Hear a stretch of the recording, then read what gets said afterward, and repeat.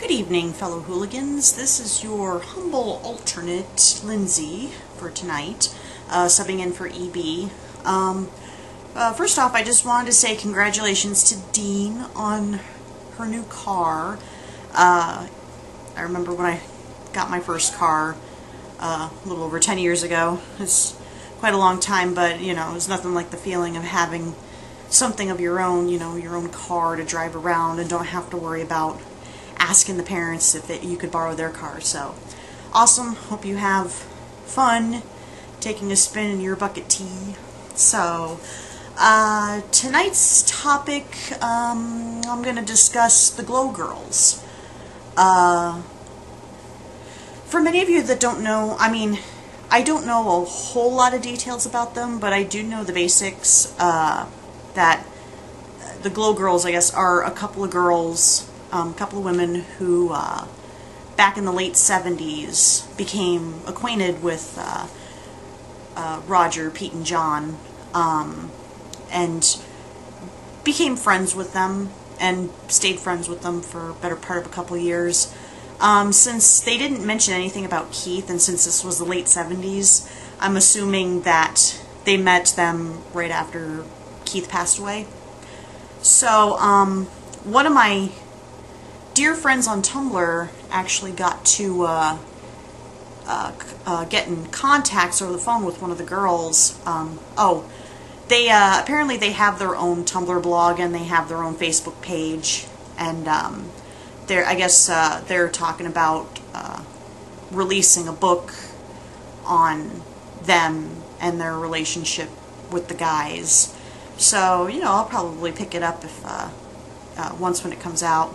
But anyways, it's like my dear friend of mine actually got in contact with one of the girls, spoke with her over the phone. I won't go into too much details, since I'm sure she'd probably want to talk about it. You know, I guess they basically talk about each of the band members,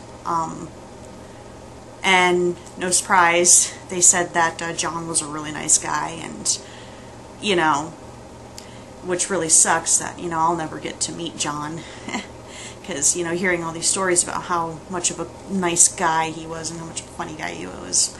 But, I guess, they ended up talking about Maxine, who, it was, if you don't know, Maxine was John's second wife. They actually had some nice things to say about her, and a lot of the people that I know do not have a lot of nice words about her. You know, I remember EB mentioning something about her, you know, I guess she's off a rocker or something like that. I mean, I don't know Maxine, I don't know anything about her other than what other people have been saying, and I'm sure they're true, you know, that she wasn't exactly a good person, and not a huge influence on John's life, but I think, or at least I guess they speculate that a lot, that I guess with Maxine is that she's been kind of been pushed aside, away from everybody, and been called a homewrecker, I guess on the part of Allison's camp, who Allison was John's first wife. Like I said, I don't know a whole lot about her, a whole lot about Maxine, and I'm sure the stories about her not being exactly a good person are true. But what really bothers me is, you know, to label somebody a homewrecker and call him a bad person and call him a homewrecker because of the fact that she had an affair with John when he was married. It's really unfair, because, I mean, I love John to death, but I can't deny the fact that he was just as responsible for the breakup of his first marriage, as much as she was. And then plus, I'm pretty sure that there was a lot of, that basically John and Allison's marriage was on the rocks even before Maxine came into the picture. You know, like I'll bring up kind of an example. If you think about it, between 1966 and 1974, the guys never really had a break. You know, I mean, in like 1967, you had the release of Sellout, you had, you know, all the coverage on that, and then also you had the infamous performance on the Smothers Brothers Hour, and then 67 you had, you know, the release of the Magic Bus tour, and then 69 you had Tommy, and you had the first Isle of Wight Festival, 1970, second Isle of Wight Festival, live at Leeds, 71, Who's Next?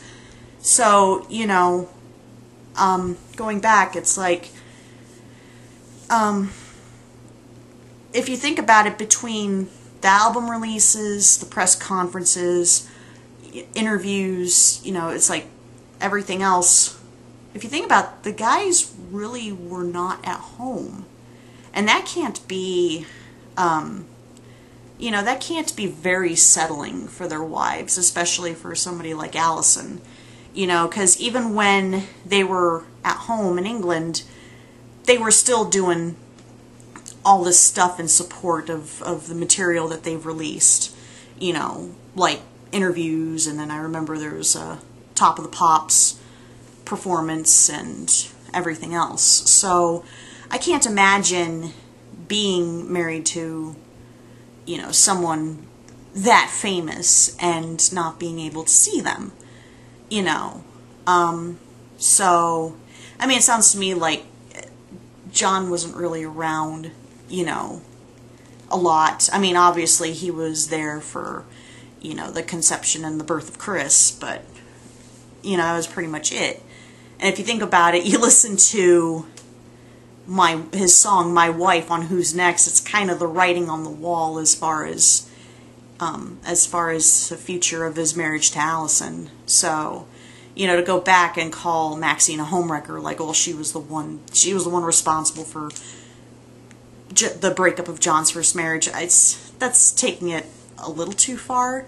I mean, I'm sure it's obviously probably the straw that broke the camel's back, but like I said again, you know, it was not the only factor that ended in his marriage. But either way, so I'm kind of curious to learn a little more about the Glow Girls and what they have to say. You know, I'd be curious to hear stories from them. I guess their relationship was on a platonic level, which I believe. I mean, a lot of people would say, oh, it was a couple girls, you know, hanging out with a bunch of rock stars. You know, there had to have been, you know, something sexual involved. And I mean, you never know. I mean, I honestly believe that, you know, their relationship was strictly on a platonic level. But either way, I'd be curious to listen to what they, you know, the stories that they have. So I'm kind of curious to check out their book when it comes out. I guess if you have any comments about the topic, just leave a comment on the page, and hopefully, you know, we'll get to... I'm kind of trying to brainstorm some ideas for some future videos, so I guess, like what everyone else says, if you have any ideas, just, you know, comment on them. And until next time, see you later.